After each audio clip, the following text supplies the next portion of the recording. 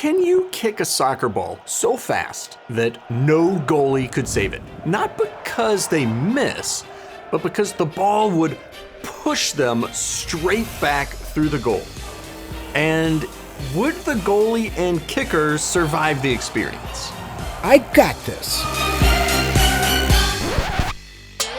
Indiana, MVP. You saved nothing. He missed. You owe me 100 snacks. And don't forget, I know where you sleep. Okay, that is terrifying. First, the simplest, honest version of the problem. The goalie dives, he's in midair, no friction, no ground, nothing helping him. He just catches the ball clean against his chest. Goalie and ball travel together. Physics calls this a perfectly inelastic collision, and it's governed by conservation of momentum.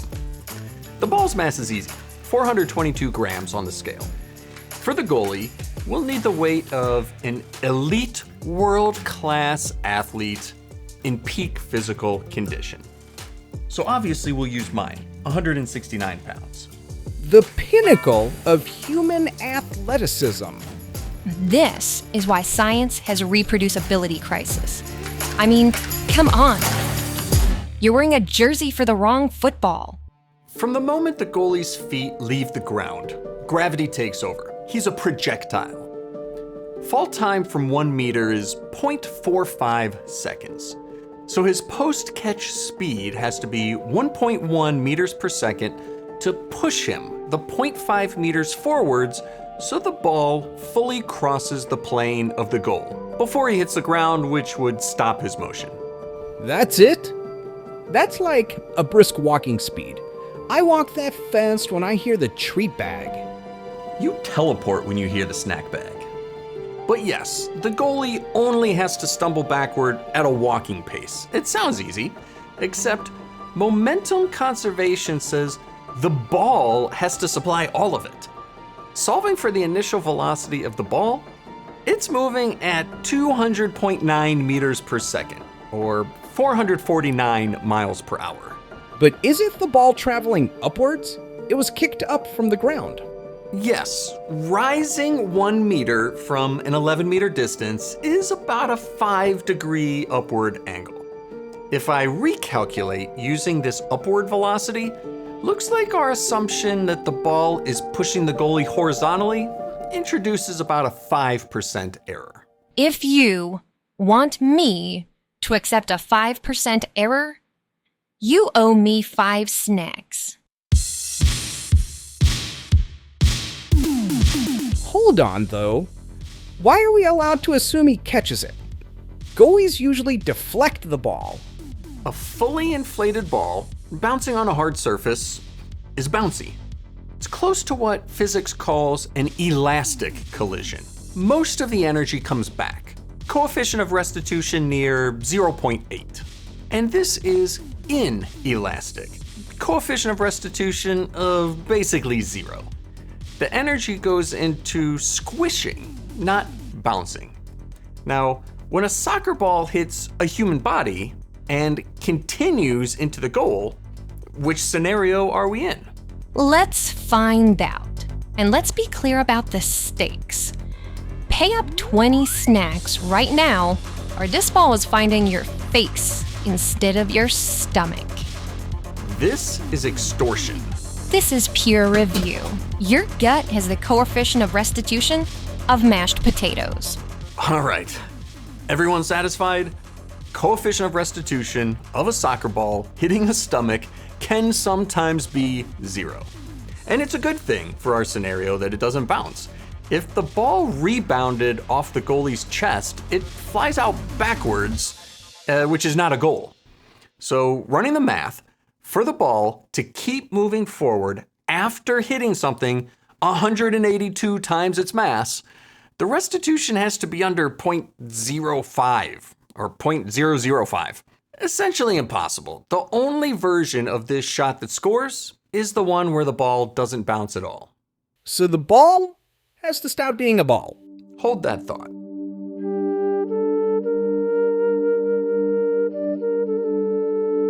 Now let's make it harder.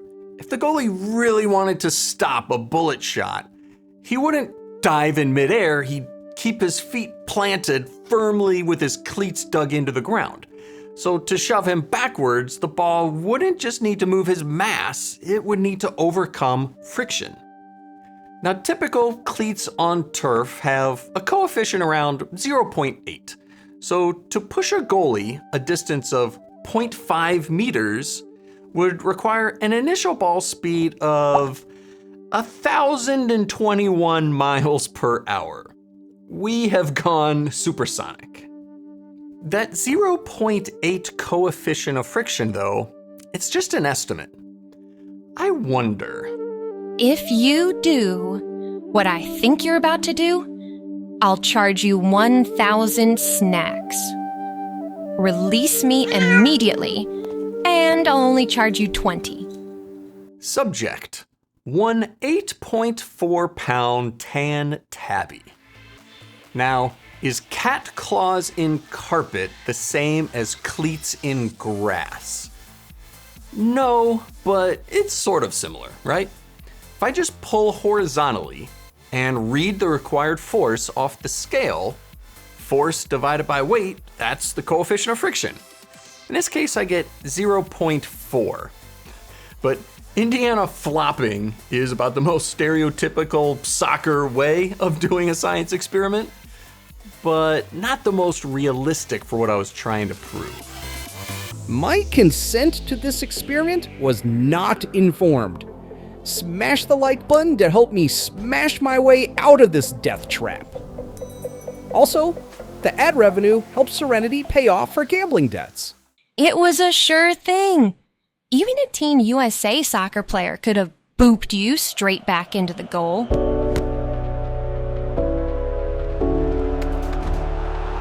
You're all idiots, by the way. You don't slide a goalie. And that's brute force. That's an Indiana solution. You tip him. She's right. This is the one place in the whole video where the physics gets easier. If the ball hits high, right, chest, shoulders, like outstretched hands, it's not fighting friction at all. It's applying a moment, a torque, a force times a lever arm rotating the goalie backwards over his heels.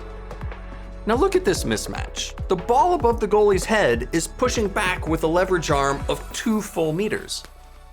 But the person's weight, gravity, is only holding him upright with a lever arm of like 10 centimeters, just half of the body's thickness.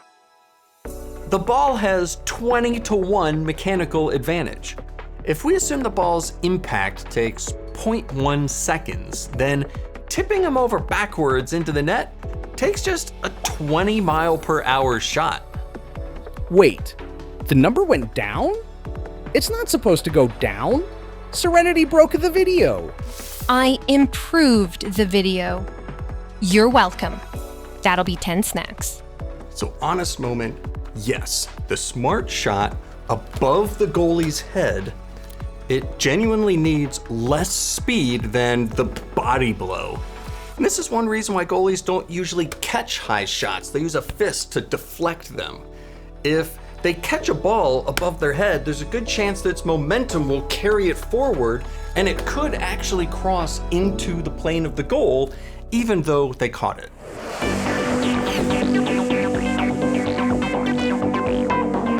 Back to the friction case, we calculated a 1,021 mile per hour unblockable shot. But that speed is how fast the ball needs to be when it reaches the goalie. It needs to leave the kicker's foot even faster. Good old wind resistance, speed's natural enemy. At normal soccer speed, drag matters. At 1,000 miles per hour, drag becomes the final boss. Drag coefficient for a sphere at high speeds is around 0.2. The important part, though, is velocity squared. Double the speed, drag gets 4 times worse. 10 times the speed, and drag is 100 times worse. Over just an 11-meter distance from penalty kick to goal, the ball will slow down by over 100 miles per hour. The player would need to kick the ball 1,134 miles per hour for it to arrive at the goal at 10:21. And since we're approaching Mach 1.5, the ball itself would be dragging a sonic boom Mach cone behind it. At that point, people in the front row don't need tickets, they need hearing protection. Since the ball is faster than the speed of sound, the goalie wouldn't hear it coming. The ball would arrive before the sound of the kick. Do goalies get PPE? You get gloves, but they'll cost you 25 snacks.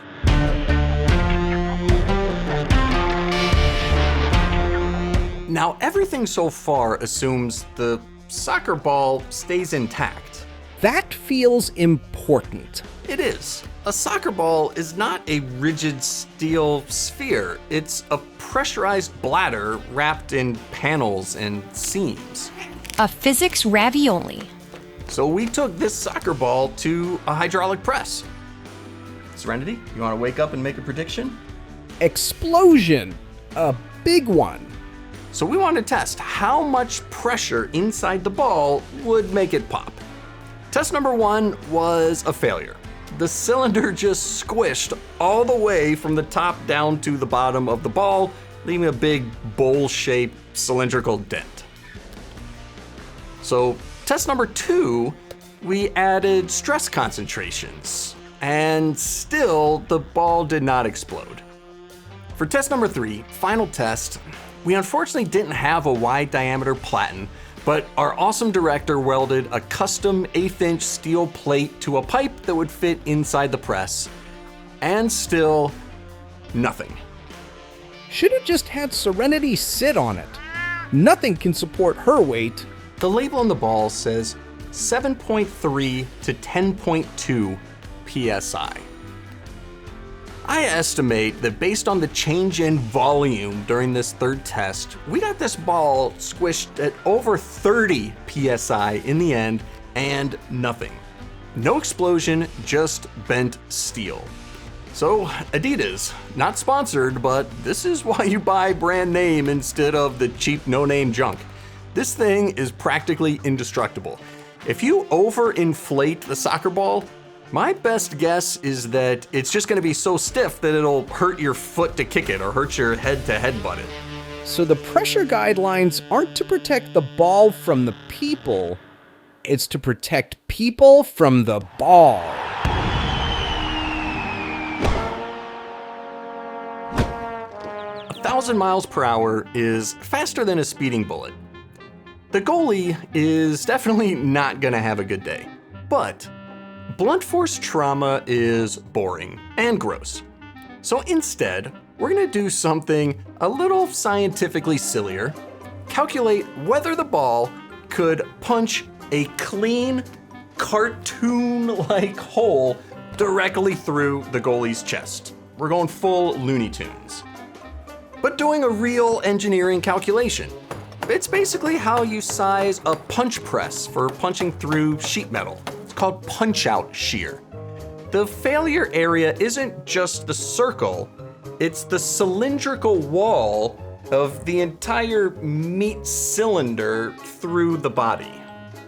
So if I multiply by the shear stress of a person's insides, maybe 3 megapascal average of mostly flesh with a little bit of bone, it looks like we're not even close. The ball would have to be moving 30 times faster to blast a Looney Tunes style hole straight through the goalie. And the soccer ball, it's not like a bullet. It's just too big, so all of the force just gets spread out over too much area to actually push all the way through. Phew! So I'd be okay. Your internal organs would be turned to mush. But at least that all still be inside you. Oh, and you'll be drinking through a straw, so I'll hold on to these 20 snacks for you. Finally, even.